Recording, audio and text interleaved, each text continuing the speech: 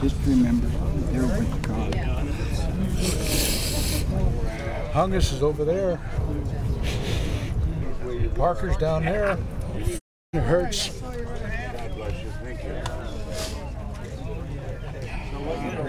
We're all kindred, just like we are with all the honor flight here. Those that had names, which pretty much all of them did, that was the hardest part. But they're strong. They're very strong.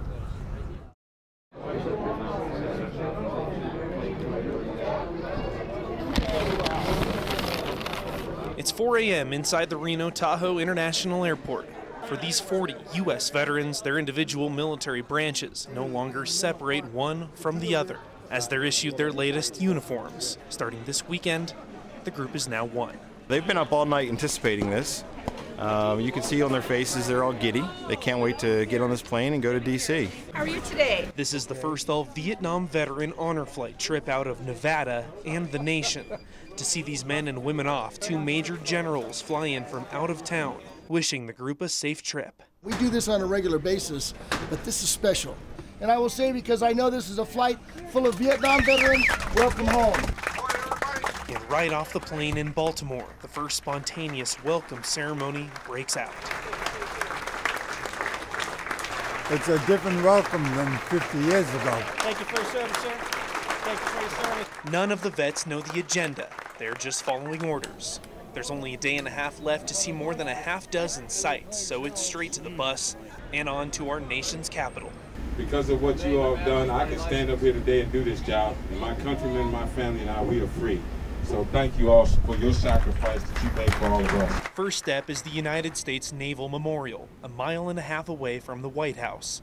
A special stop for some Navy vets. Never been to Washington, D.C., been in the Navy 20 years. This is the first time I've really actually been here. This is unbelievable. And during lunch, Nevada National Guard Assistant Adjutant General Robert Herbert shows up with a gift for each honor flight Nevada vet. These are challenge coins from Senator Reed, thanking you for your service. I joined the service with the intent to go to Vietnam. That didn't happen. I guess in some ways that people call that lucky. But my father also served in Vietnam, so it's has a very special place in my heart. How you doing, boss? Welcome to the barracks. The day wraps up with a tradition a half-century old. The Friday evening parade at the Marine Barracks, Washington, D.C. This is way over the top. All the veterans coming off our bus were saluted by all the brass, all the enlisted, senior enlisted. I think that really set the tone for the night. We do this for the public and for all the service members, especially the veterans who come back to see us. I was born in Sparks. And I always say, is anyone from Nevada here? And I get like crickets every week, crickets. So this is an absolute treat for me to see someone, or so many people from my home state here tonight. It's great.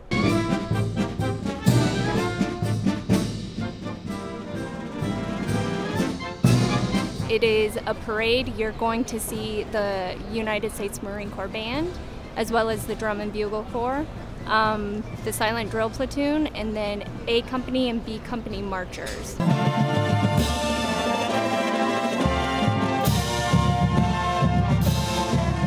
People come here from all over the world just to see this, and it's first come, first serve, and you don't cut in front of the line here. The Marines were actually pushing the wheelchairs in and saluting every one of them. So no, this is red carpet treatment. This is 60 reserve seats up front for our veterans.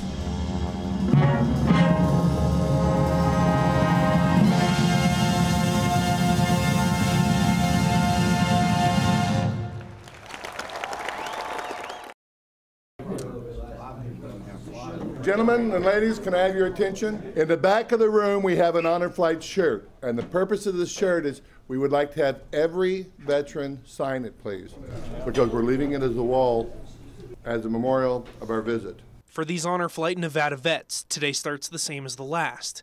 They don't know what's next. The first surprise of the day is outside in front of the bus. What is about to happen is the ride of your life. In and out of traffic. I'm going to get to blow the horn at all the cab drivers that cut me off. It's just going to be a great ride. Wow. I don't know what to say. It's just, it's heavy. The first stop is at the Marine Corps War Memorial, the Iwo Jima statue. It begins with a history lesson about the only Native American Marine holding up the American flag. given by the only Native American veteran in honor flight Nevada history. His name was Ira Hayes. His hands are the ones right there on the flagpole that's just barely touching him. Honor flight, get up here! The vets gather to take their first group picture. After a couple snaps, all Navy, Air Force, and Army vets walk away, letting the 4 Marines have their own moment. This is the icon of the Marine Corps right here. It's, excuse me, a little emotional, but that stands for what Marines are. It's a cowboy crucifix. It's a piece of Nevada wood with a piece of Nevada barbed wire and horseshoe nails. And it belongs here with our brothers. That's just the start of the day. It brings back memories. It's bringing the faces to men and women that didn't come home.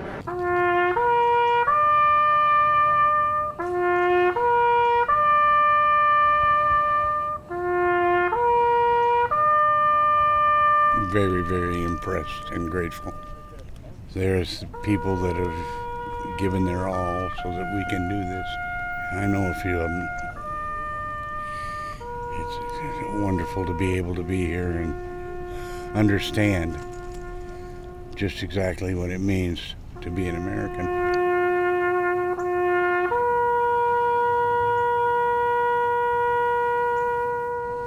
The group leaves Arlington and heads back to Washington and the World War II Memorial. This may be an all-Vietnam veteran trip, but the stop is still important.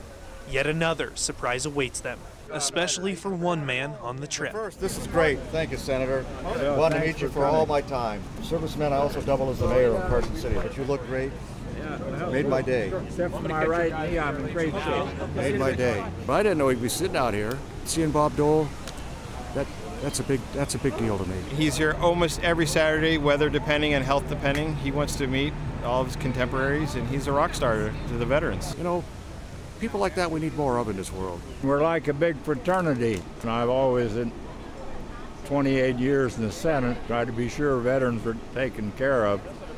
And, you know, we're just all one big family. The next stop offers something for everyone as these vets finish their long walk to the wall. Time for you to rest. Ladies and gentlemen, it's my privilege to welcome you to your wall. My understanding is that for most of you, this is your first visit. Vietnam Veterans Memorial Fund CEO Jim Knotts begins the ceremony at the wall. Welcome home. Followed by a speech given by Carson City Mayor and Vietnam veteran Bob Kroll. 2/3 of us are gone. 2/3 of us are gone. It's hard to think that way.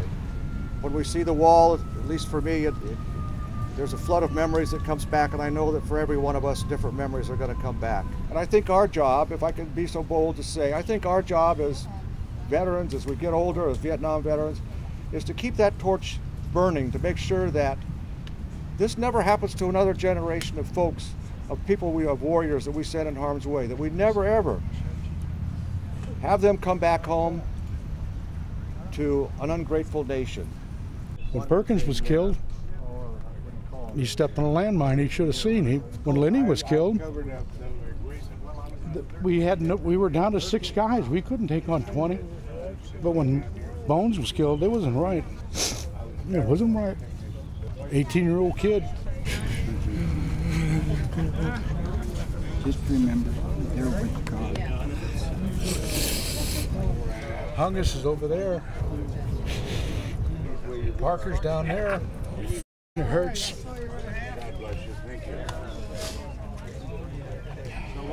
When you see the traveling wall, the names are much bigger, and it doesn't give you anywhere near the perspective of what we have here, and so many young lives that were willing to stand up for what they believed in. To me, it's an awesome thing. Makes me awful proud of what I did, just for the fact that I'm glad I chose my profession. A visit to the wall by one of our Vietnam veterans or a family member is unique for every person. But the one thing that is common is it is highly emotional. There is just no doubt the emotional impact and the healing value of the wall. On my way to Vietnam, it's on a Pan Am flight, Happened to know the stewardess. She gave me a stewardess pin. Sales pitch for Pan Am was, Pan Am makes the going great. And I wrote over the top of it, Pan Am makes the going safe. And I have had that pin for 48 years. It's sort of completing something in my life. That it's now time to take it off my hat and put it on the wall. The guy in our high school, he ended up being with the 101st Airborne, my outfit, and I wasn't with him when he died, but he was a trooper with the 101st, and that's all that matters. We're all kindred, just like we are with all the honor flight here. It's time I found good closure. Time for you to rest. Those that had names, which pretty much all of them did.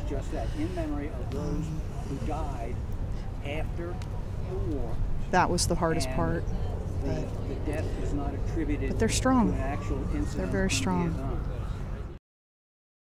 Now, what's in here probably will make everybody cry, especially this generation. Probably didn't get much of it. This is what we know as mail cough. You will be surprised what's in these. Ken Clanny. The last day in Washington, D.C. is wrapping up. It was long and still not over. Family, friends, and complete strangers have written letters to each veteran. Another thank you for their service. Well, thank you not just for your service in the Navy to this country, but mostly for your unconditional love and support. We love you so much. Stephen and Tegan, my great-granddaughter.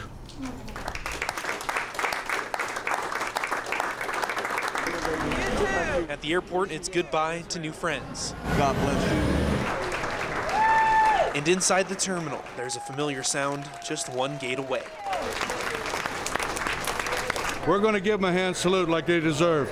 We're going to wind up having a three-way intersection here. We've got Honor Flight Rochester, New England, and Honor Flight Nevada. Ready? Hoop! Ready?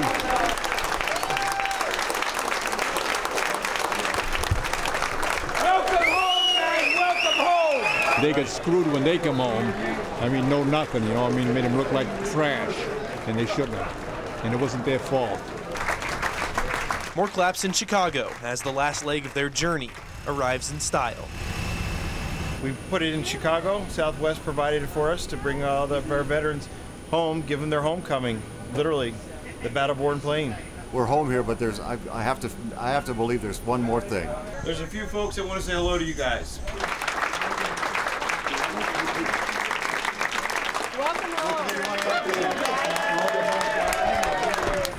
I think out of all of ours, this will be the most emotional homecoming we've ever had.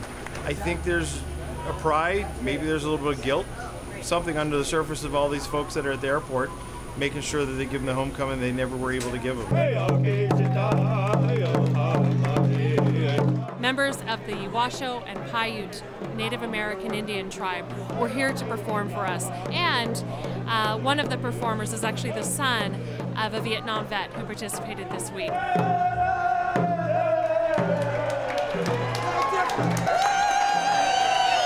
I have never been so overwhelmed in all my life. No idea. This is amazing. Welcome home! Welcome home, sir. I never believed this would happen like this. Welcome home! Thank you! I can't believe this welcoming. It's just too much for words. I wouldn't trade this for anything. It's the best day of my life.